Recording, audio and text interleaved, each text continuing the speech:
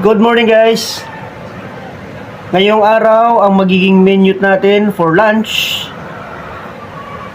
nilagang buto-buto ng baboy. Meron na tayong nahiwang patatas. Malinis na yan guys. Imbis na repolyo,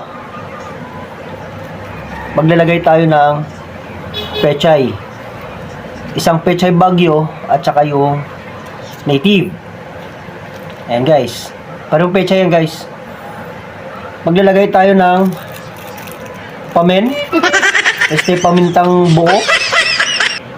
2 pirasong katamtamang laki ng sibuyas. Meron tayong siling green. At saka guys, pinaka-importante sa lahat, yung karne. Buto-buto ng baboy. So guys, tara magluluto tayo. Dito guys, nauna na nating nilagay yung ating pamen ay yung sibuyas. Nilagay na rin natin yung buto-buto.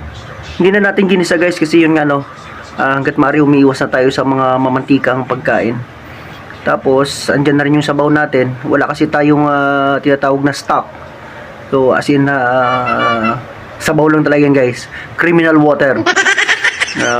Ang gagawin natin para medyo malasa siya, kasi hindi naman tayo gumagamit ng pangalan ay Japanese at saka yung brand na may magic.